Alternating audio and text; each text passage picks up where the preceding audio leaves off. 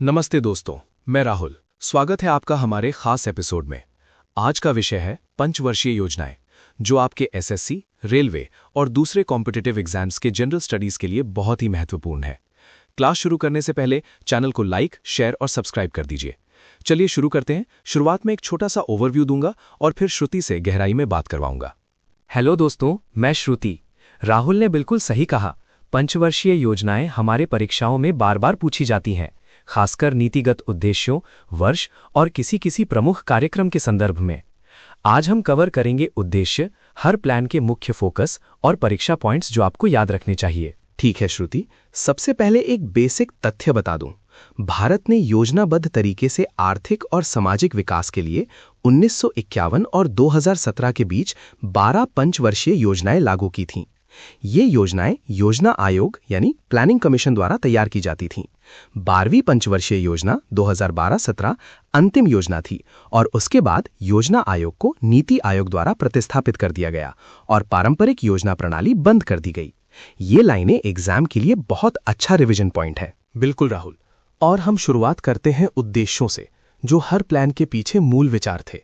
स्रोत के अनुसार पंचवर्षीय योजनाओं के प्रमुख उद्देश्य थे आर्थिक विकास, राष्ट्रीय आय और उत्पादकता में वृद्धि करके तीव्र और निरंतर विकास प्राप्त करना, आत्मनिर्भरता, आयात पर निर्भरता कम करना और घरेलू उत्पादन को बढ़ावा देना, सामाजिक न्याय, आय, धन और अवसरों की असमानताओं को कम करना, गरीबी उन्मूलन, लक्षित कार्यक्रमों के माध्यम से बेरोजगारी और गरीबी का समाधान, संतुलित क्षेत्रीय विकास, राज्यों और पिछड़े क्षेत्रों में समान विकास सुनिश्चित करना और आधुनिकीकरण, तकनीकी प्रगति, औद्योगिक विविधीकरण और मानव पूंजी विकास को बढ़ावा देना। ये 6-7 पॉइंट्स याद रखिए। अक्सर परीक्षा में उद्देश्यों में से कौन सा शामिल नहीं है जैसे प्रश्न आते हैं। अब हम क्रोनोलॉजिकल तरीके से चलेंगे, पहली योजना से लेकर 7वीं तक, क्योंकि स्रोत में यही डिटेल उपलब्ध है। मैं पहले प्लान के मुख्य बिंदु बोलूं, फिर श्रुति विस्तृत संदर्भ देगी। तैयार? हाँ बिल्कुल। पहली पंचवर्षीय योजना 1951-56 आजाद भारत में नियोजित आर्थिक विकास की शुरुआत के रूप में देखी जाती है। इसका उद्देश्य विभाजन के बाद अर्थव्यवस्था को स्थिर करना और कृषि, सिंचाई और खाद्य सुरक्षा को प्राथमिकता देना था, क्योंकि उस समय लगभग 70% आबादी कृषि पर निर्भर थी। योजना ने बहुउद्देशीय नदी घाटी परियोजनाओं में बड़े पैमाने पर निवेश किया, जैसे भाखड़ा नांगल, दामोदर घाटी और हीराकुंड, और तकनीकी क्षमता के लिए 5 आईआईटीज की स्थापना का भी उल्लेख है। हेरोड डॉमर मॉडल के आधार पर उच्च बचत और निवेश के माध्यम से पूंजी निर्माण पर जोर दिया गया। लक्ष्य वृद्धि दर 2.1% थी, जबकि वास्तविक हासिल की गई वृद्धि 3.6% रही, यानी ये एक मजबूत प्रारंभिक सफलता दिखाता है। बहुत बढ़िया। एक छोटा सा एग्जाम ट्रिक, भाखड़ा नांगल, दामोदर, हीराकुंड और 5 आईआईटीज, इन्हें पहली योजना के साथ जोड़कर याद कर लीजिए। मेरे स्टूडेंट्स को मैं हमेशा एक शॉर्ट मेनोमिनिक बताता हूं, भा दा ही आई, भाखड़ा, दामोदर, हीराकुंड प्लस आईआईटीज।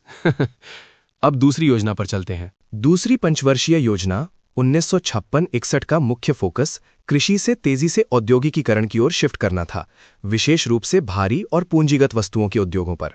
यहां पीसी महालनोबिस मॉडल का उल्लेख है। इस मॉडल ने अल्पकालिक खपत कम करके दीर्घकालिक औद्योगिक क्षमता पर प्राथमिकता दी।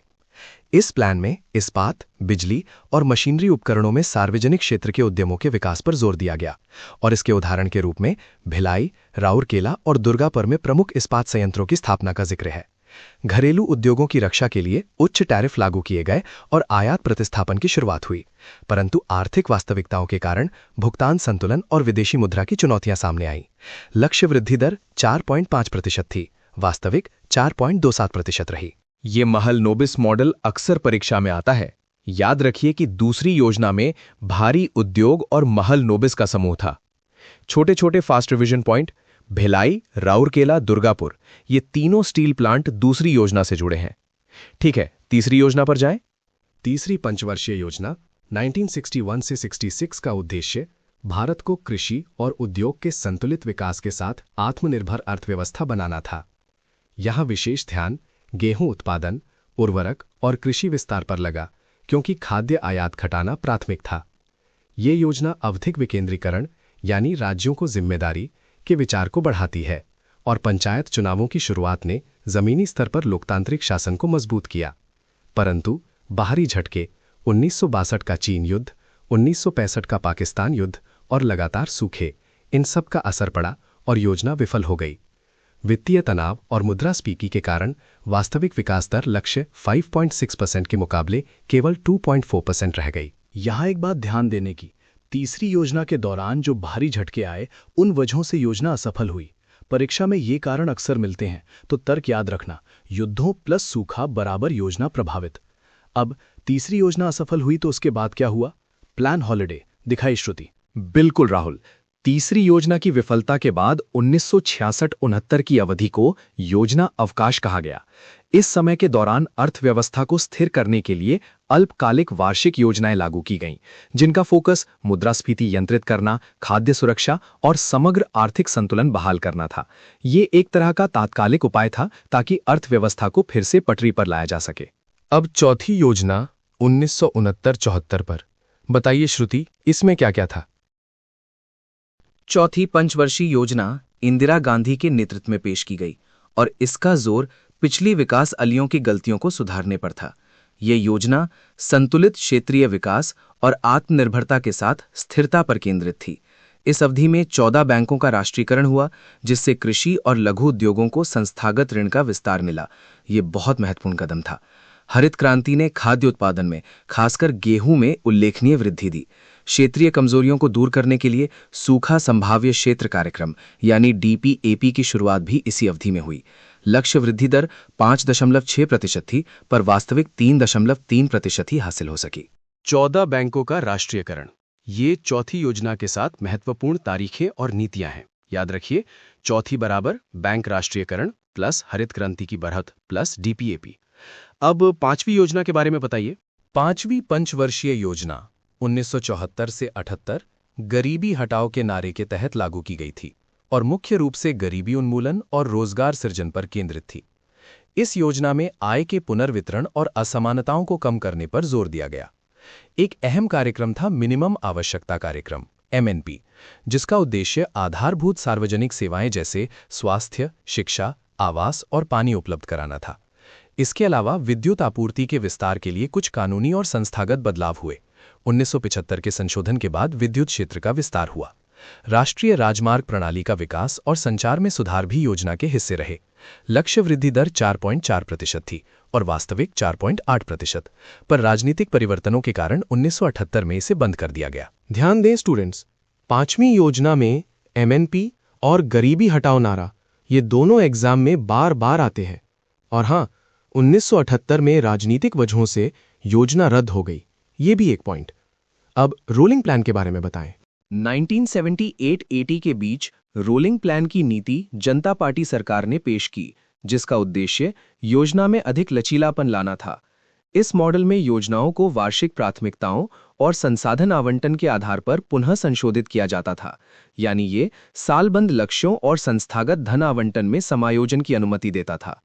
पर 1980 में राजनीतिक बदलाव के बाद ये मॉडल छोड़ दिया गया।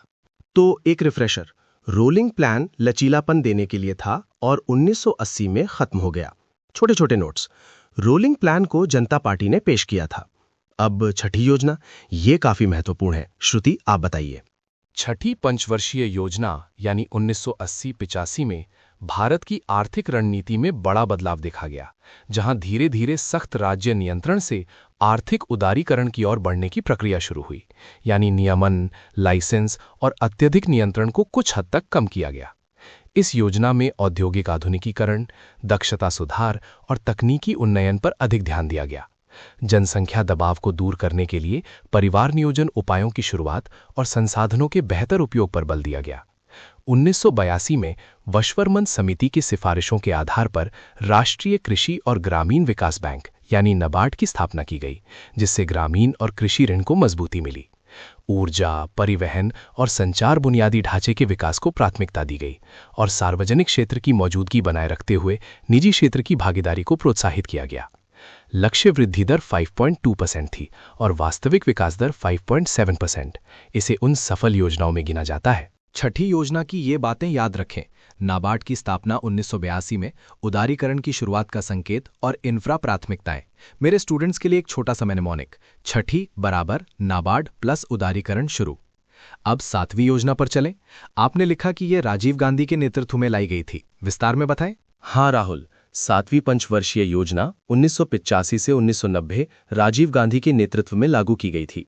स्रोत के अनुसार इस योजना का जोर तकनीकी संचालित आर्थिक विकास और औद्योगिक प्रचालन पर था, यानी आधुनिक तकनीकी उपयोग पर ध्यान। स्रोत का पाठ यहाँ आंशिक रूप से कट गया है, इसलिए हमारे पास 7वीं योजना के संदर्भ में उतने विस्तृत बिंदु उपलब्ध नहीं है जितने बाकी योजनाओं के थे। इसलिए हम केवल उतना ही कह पाएंगे जो स्रोत में स्पष्ट है। ये राजीव गांधी के नेतृत्व में लागू हुई और इसका फोकस प्रौद्योगिकी केंद्रित विकास था। ठीक है, अच्छी बात कि आपने स्पष्ट कर दिया कि स्रोत में 7वीं योजना का विवरण अधूरा है। ये ध्यान रखना जरूरी है स्टूडेंट्स। कभी कभी परीक्षा के नोट्स में भी स्रोत सीमित होते हैं, तो हमें केवल प्रमाणित जानकारी ही रटनी चाहिए। अब हम थोड़ी देर के लिए रिवीजन और एग्जाम पॉइंट्स पर फोकस कर लेते हैं। श्रुति, क्या कहेंगी आप? रिवीजन के लिए कुछ क्लियर पॉइंट्स। 1. कुल योजनाओं की संख्या और अवधि। 1951 से 2017 के बीच 12 पंचवर्षीय योजनाएं लागू हुईं। 12वीं 2012 से 17 अंतिम थी और उसके बाद योजना आयोग को नीति आयोग ने प्रतिस्थापित किया। 2. हर योजना का फोकस और कुछ प्रमुख नीतिगत बदलाव, जैसे पहली योजना कृषि और सिंचाई, भाखड़ा दामोदर हीराकुंड प्लस IITs। दूसरी महाल नोबिस मॉडल और भारी उद्योग, भिलाई राउरकेला दुर्गापुर। तीसरी लक्ष्य आत्मनिर्भरता पर परंतु असफल, युद्ध और सूखा कारण।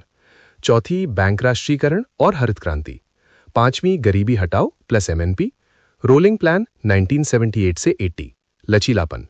6ठी उदारीकरण की शुरुआत, नाबार्ड 1982। 7वीं राजीव गांधी और तकनीकी विकास, स्रोत परिच्छेद अधूरा। 3. कुछ महत्वपूर्ण स्टैटिस्टिक्स। पहली योजना लक्ष्य 2.1%, वास्तविक 3.6। दूसरी लक्ष्य 4.5%, वास्तविक 4.27। तीसरी लक्ष्य 5.6%, वास्तविक 2.4। चौथी लक्ष्य 5.6%, वास्तविक 3.3। 5वीं लक्ष्य 4.4%, वास्तविक 4.8। छठी लक्ष्य 5.2%, वास्तविक 5.7%। ये ग्रोथ फिगर्स अक्सर MCQs में आते हैं। बहुत बढ़िया कंसीज रिवीजन श्रुति। मैं यहाँ कुछ ट्रिक्स जोड़ना चाहूंगा जो मेरे क्लास में काम करती हैं। 1. हर योजना के साथ 2-3 कीवर्ड जोड़िए और उन्हें रोज रिवाइज कीजिए, जैसे पहली सिंचाई IITs, दूसरी महालनोबिस भारी उद्योग, तीसरी युद्ध सूखा, चौथी बैंक राष्ट्रीयकरण DPAP, 5वीं MNP गरीबी हटाओ, रोलिंग लचीलापन, छठी नाबार्ड उदारीकरण, 7वीं तकनीक। 2. ग्रोथ टारगेट्स को याद करने के लिए अंक जोड़िए। पहली 2.1 से 3.6, तीसरी का असफल होना याद रखना, वहां लड़ाइयों का हवाला। 3. बड़े प्रोजेक्ट का नाम याद रखिए, भाखड़ा दामोदर हीराकुंड और स्टील प्लांट। एक और परीक्षा सुझाव। प्रश्न अक्सर पूछते हैं किस योजना में ये कार्यक्रम शुरू हुआ या किस योजना का प्रमुख उद्देश्य क्या था। इसलिए वर्षों के साथ कार्यक्रमों को जोड़कर पढ़िए। जैसे MNP को 5वीं योजना से याद कीजिए, नाबार्ड को 6ठी से और DAPAP को 4थी से। और हाँ, योजना आयोग द्वारा तैयार किया गया और बाद में नीति आयोग ने प्रतिस्थापित किया। ये प्रशासनिक बदलाव भी अक्सर पूछे जाते हैं। ठीक है, अब मैं कुछ शॉर्ट क्विज स्टाइल सवाल दूंगा। आप श्रुति तुरंत जवाब दीजिए, ठीक है? तैयारी करिए। पहला सवाल, भिलाई और राउरकेला किस योजना से जुड़े हैं? दूसरी पंचवर्षीय योजना। सही। अगले, MNP किस योजना में शुरू हुआ था? 5वीं योजना। ठीक। नाबार्ड की स्थापना किस वर्ष और किस योजना के दौरान हुई? 1982 में छठी पंचवर्षीय योजना के दौरान हुई। बहुत बढ़िया। ये छोटे छोटे क्विज आपकी रिवीजन को सक्रिय बनाते हैं। अब 1-2 माइनर लेकिन महत्वपूर्ण बातें। योजना प्रणाली के कुछ बड़े कदम जो हमने स्रोत में पढ़े। योजना आयोग बनाकर योजनाएं बनाई जाती थीं। 12वीं योजना के बाद पूरा ढांचा बदल दिया गया और रोलिंग प्लान की एक कोशिश भी हुई, जिसे 1980 में छोड़ दिया गया। ये सब मिलाकर एक नीतिगत इतिहास का अच्छा ओवरव्यू देता है। और एक बात जो अक्सर मिस हो जाती है, पहली योजना की सफलता वास्तविक 3.6% बनाम लक्ष्य 2.1%। ये दिखाती है कि शुरुआती निवेश और बड़े इंफ्रा प्रोजेक्ट्स का तत्काल प्रभाव क्या हो सकता है। वहीं तीसरी योजना का असफल होना ये दिखाता है कि बाहरी झटके और प्राकृतिक आपदाएं योजनाओं को कैसे प्रभावित कर सकती हैं। ये दोनों कॉन्ट्रास्टिंग उदाहरण परीक्षा में पूछे जाने पर आपको एनालिटिकल उत्तर देने में मदद करते हैं, जैसे क्यों विफल हुई या क्यों सफल रही। हाँ, और अगर आप बात करते हैं कौन कौन सी योजनाएं वास्तव में लक्ष्यों से ऊपर या नीचे रहीं, तो उन ग्रोथ फिगर्स का उल्लेख करना अच्छा लगता है। हमेशा लक्ष्य बनाम वास्तविक लिखने की आदत डालिए। एग्जामिनर को ये सूचित करता है कि आप न केवल तथ्य जानते हैं बल्कि उनकी प्रभावशीलता भी समझते हैं। एक छोटा सा इतिहासात्मक नोट भी हेरोड डॉमर मॉडल का उपयोग पहली योजना में दिखाई देता है। ये मॉडल पूंजी निर्माण और उच्च बचत पर जोर देता है। दूसरी योजना में महालनोबिस मॉडल आया, जो औद्योगिकीकरण के माध्यम से विकास का मार्ग सुझाता था। इन दो मॉडल्स के आधार पर योजनाओं की प्राथमिकताएं बदलती दिखाई देती हैं। बहुत सही। चलिए अब एक छोटे से केस स्टडी और स्टोरी टेलिंग से इसको मजबूती देते हैं। मैं अपने एक स्टूडेंट की कहानी सुनाता हूं जिसका नाम अमित है। अमित ने पहली बार जब पेपर दिया था तो उसने सारी योजनाएं रट ली थी, पर याद रखने में उलझन थी। तब हमने उसे ग्राम्य कनेक्टिविटी के साथ योजनाओं को जोड़ने की स्ट्रैटेजी दी, जैसे चौथी योजना बैंक राष्ट्रीयकरण, ग्रामीण क्रेडिट का बढ़ना, हरित क्रांति ने किसानों की आमदनी बढ़ाई। धीरे धीरे अमित ने इन कनेक्शन से सालों और नीतियों को ठीक से याद कर लिया और अंत में उसने बेहतर स्कोर पाया। ये तरीका आप भी अपना सकते हैं। न सिर्फ रटाइए बल्कि कारण परिणाम जोड़िए। ये स्टोरी अच्छी है राहुल, वास्तविकता से जुड़ी स्टोरीज मदद करती हैं। मैं एक छोटा सा एडिशनल टिप दूंगी। टेबल या टाइमलाइन बनाइए अगर आप नोट्स लिख रहे हैं। हर योजना के साथ वर्ष, प्रमुख लक्ष्य, प्रमुख कार्यक्रम प्रोजेक्ट, लक्ष्य बनाम वास्तविक, ये 4 कॉलम रखें। इससे रिवीजन तेज होगा और आप एग्जाम में एक संरचित उत्तर दे पाएंगे। सही कहा। अब हम थोड़ा माइंड मैपिंग करेंगे। मैं बोलूंगा और श्रुति जोड़ेंगे। शुरू करता हूं। उद्देश्य: आर्थिक विकास, आत्मनिर्भरता, सामाजिक न्याय। श्रुति जोड़िए। गरीबी उन्मूलन, संतुलित क्षेत्रीय विकास और आधुनिकीकरण, तकनीकी प्रगति, औद्योगिक विविधीकरण और मानव पूंजी विकास। ये सारे उद्देश्य मिलकर पंचवर्षीय योजनाओं का ढांचा बनाते हैं। अब मुख्य घटनाएं या पॉलिसी चेंज। मैं बोलता हूं 14 बैंक राष्ट्रीयकरण। श्रुति? हाँ, चौथी योजना के तहत। फिर MNP 5वीं योजना, रोलिंग प्लान 1978-80, नाबार्ड 1982 और नीति आयोग ने 12वीं के बाद प्लानिंग कमीशन की जगह ली। क्लियर। क्रॉस कनेक्शंस भी याद रखें, जैसे हरित क्रांति का सीधा असर खाद्यान्न उत्पादन में और चौथी योजना के लक्ष्यों पर क्यों पड़ा, और तीसरी योजना का असफल होना, युद्ध और सूखा। ये अल्पकालीन झटके हैं जिनका उल्लेख करना महत्वपूर्ण है। एक छोटा सा नोट, स्रोत में 12 पंचवर्षीय योजनाओं का उल्लेख है, पर विस्तृत ब्यौरा केवल पहली से 7वीं तक है। तो यदि आप परीक्षा प्रश्नों के लिए नोट बना रहे हैं तो इन उपलब्ध सूचनाओं पर जोर दीजिए, और जहां भी अधिक प्रमाणित जानकारी चाहिए, सरकारी नोटिफिकेशंस या आधिकारिक प्लान दस्तावेजों का संदर्भ लें। सही। और जो स्टूडेंट्स कन्नी काटना चाहते हैं, यानी लास्ट मिनट रिवीजन, मैं कहूंगा पहले 7 योजनाओं के ईयर वाइज कीवर्ड्स और ग्रोथ फिगर्स याद कर लें, और उन प्रोजेक्ट नेम्स को भी जो हमने बोला, Bhakra, Damodar, Hirakud, Bhilai, Rourkela, Durgapur, NABARD, MNP, DPAP, 14 bank nationalisation. एक मोटिवेशनल नोट। आप में से बहुत से लोग मध्यम वर्गीय पृष्ठभूमि से हैं और परीक्षा तैयारी के दौरान संघर्ष भी देखती हूं मैं, जैसे राहुल भी कहते हैं। योजनाओं का इतिहास समझना सिर्फ याद करना नहीं है, बल्कि ये समझना है कि भारत ने किन चुनौतियों का सामना करते हुए नीतियां बनाई। ये ज्ञान न सिर्फ एग्जाम के लिए काम आएगा, बल्कि एक बेहतर नागरिक बनने में भी मदद करेगा। हाँ बिल्कुल, मैं भी यही कहूंगा। लगातार रिवाइज, छोटे छोटे कंसाइज पॉइंट्स और समय समय पर खुद को क्विज करना। और हाँ, परीक्षा के दिन गहरी सांस लेना मत भूलिए। अब हम अंत की ओर बढ़ रहे हैं। Short summary. 1951 से 2017 के बीच 12 योजनाएं। 1st से 7th का विस्तृत सार हमने कवर किया, मुख्य लक्ष्यों और कार्यक्रमों का रिवीजन किया, और कुछ एग्जाम ट्रिक्स और टाइमलाइन मेथड साझा की। ठीक है श्रुति, आखिरी में मैं स्टूडेंट्स को कुछ डे बिफोर टास्क देता हूं। अपने नोट्स में हर योजना के साथ कम से कम एक प्राइवेट रेंडरिंग जोड़िए, जैसे पहली IITs और सिंचाई परियोजनाएं, दूसरी महालनोबिस और स्टील प्लांट, तीसरी युद्ध और विफलता, चौथी बैंक राष्ट्रीयकरण, 5वीं MNP, रोलिंग 1978-80, छठी नाबार्ड, 7वीं तकनीक, और फिर खुद को 15 मिनट में क्विज कीजिए। और मैं कहूंगी हर योजना के लक्ष्यों के साथ वास्तविक व संघर्षों को जोड़कर न केवल रटाई बल्कि समझकर लिखने की प्रैक्टिस कीजिए। इससे आपको डिस्क्रिप्टिव और एनालिटिकल दोनों तरह के प्रश्नों का लाभ होगा। शानदार। तो दोस्तों, आज के एपिसोड में बस इतना ही। अगर आप चाहें तो अगली क्लास में हम 8वीं से 12वीं तक की योजनाएं और 12वीं योजना के बाद नीति आयोग के बदलाव को कवर करेंगे। श्रुति, आप क्या कहती हैं? हाँ बिल्कुल, वो अगला नेक्स्ट पार्ट होना चाहिए, क्योंकि 8वीं 12वीं में भी कई महत्वपूर्ण नीतिगत बदलाव और कार्यक्रम आते हैं, तो उसे भी हम विस्तार से कवर कर लेंगे। ठीक है दोस्तों, अगर आपको ये एपिसोड पसंद आया हो तो लाइक और शेयर करें और नीचे कमेंट करके बताइए कि आप अगला पार्ट कब सुनना चाहेंगे। मैं राहुल कह रहा हूँ, पढ़ाई करते रहिए, स्मार्ट तरीकों से रिवाइज कीजिए और आत्मविश्वास बनाए रखिए। और मैं श्रुति, आप सभी को शुभकामनाएं। ध्यान रखें, तथ्य स्रोत के अनुसार ही पढ़ें और जहां संदिग्ध हो प्रमाणित दस्तावेज चेक करें। अगली बार मिलते हैं अगला पार्ट लेकर। तब तक के लिए अलविदा। अलविदा।